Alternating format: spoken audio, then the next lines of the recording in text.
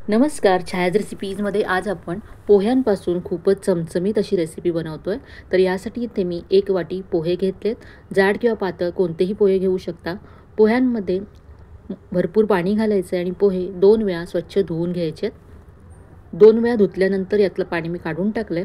आता पुन्हा यामध्ये थोडंसं पाणी घालायचं, साधारण 2 ते 3 चमचे पाणी घालून पोहे असेच 5 मिनिटं बाजूला ठेवून द्यायचे आहेत.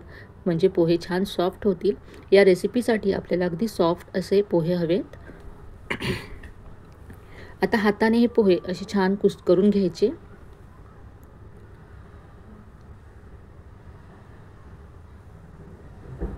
तर पोहे अशी पहा पिठाप्रमाणे झालेत.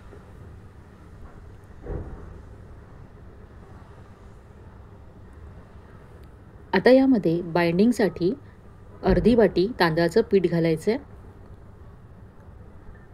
इथे तुमच्याकडे जर तांदळाचं पीठ नसेल तर तुम्ही बारीक रवा घालू शकता. बारीक रवा नसेल तर जाड रवा मिक्सरला एकदा फिरवून घ्या आणि मग इथे तुम्ही घालू शकता. आता यामध्ये बारीक चिरलेली हिरवी मिरची घातली आहे, बारीक चिरलेला कढीपत्ता घातला, किसलेलं आलं घातलं, बारीक चिरलेली कोथिंबीर घातली आहे, अर्धा चमचा जिरं घातलं, चवीप्रमाणे मीठ घातलं. सगळं मिक्स करूया. यामध्ये तुम्ही बारीक चिरलेला कांदासुद्धा घालू शकता.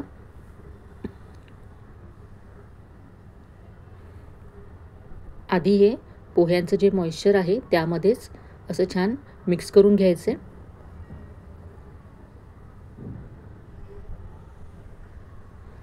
हे व्यवस्थित असं मिक्स करून घेतल्यानंतर यामध्ये आपल्याला दही घालायचं आहे. तर इथे मी अर्धी वाटी दही घेतलं आहे.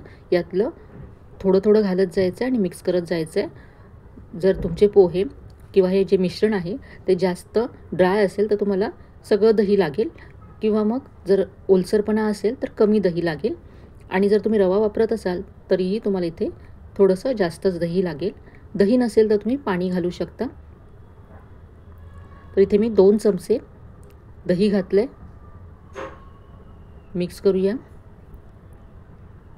अजूनही हे थोडंसं मला ड्राय वाटतंय, तर इथे मी आणखी 2 चमचे यामध्ये दही घालते.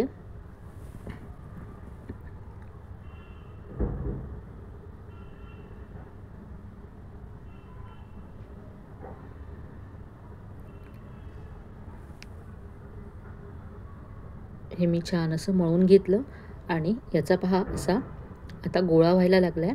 म्हणजे आता हे अगदी परफेक्ट आहे. यामध्ये आणखी दही घालायची गरज नाही आहे. तर इथे मला यासाठी 4 चमचे इतकं दही लागलं आहे.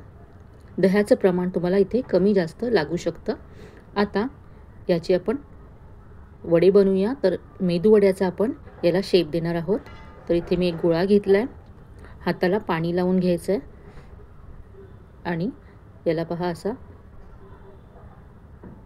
मेदूवड्याचा शेप द्यायचा आहे. तर हे पोह्याचे वडे किंवा मेदूवडे खूपच झटपट तयार होतात आणि चवीला खूपच छान लागतात, अगदी क्रिस्पी होतात. तर इथे मी असे आणखी वडे तयार करून घेतलेत. आता हे आपण फ्राय करूया.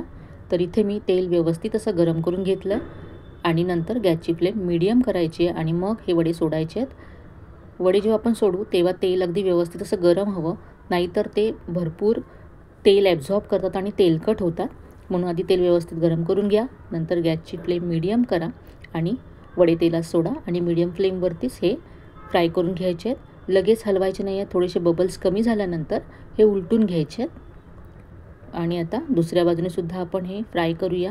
छान असा गोल्डन ब्राऊन रंग येईपर्यंत वडे फ्राय करून घ्यायचे आहेत.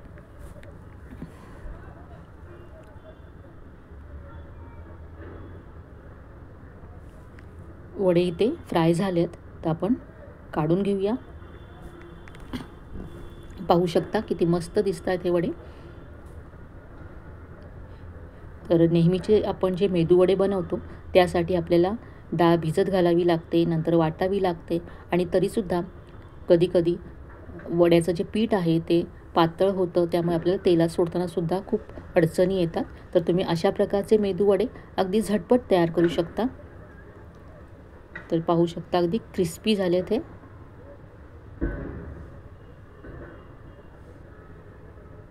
पोहे तर नेहमीच आपल्या घरी उपलब्ध असतात, तर कधीही तुम्ही झटपट ही रेसिपी तयार करू शकता. एकदा तरी ही रेसिपी नक्की ट्राय करून पहा. रेसिपी कशी वाटली कमेंटमध्ये कळवायला विसरू नका. रेसिपी आवडली असेल तर व्हिडिओला लाईक करा, शेअर करा, चॅनलला सबस्क्राईब करायला विसरू नका. चला तर पुन्हा भेटूया अशा छान छान नवीन नवीन रेसिपीसह. तोपर्यंत धन्यवाद.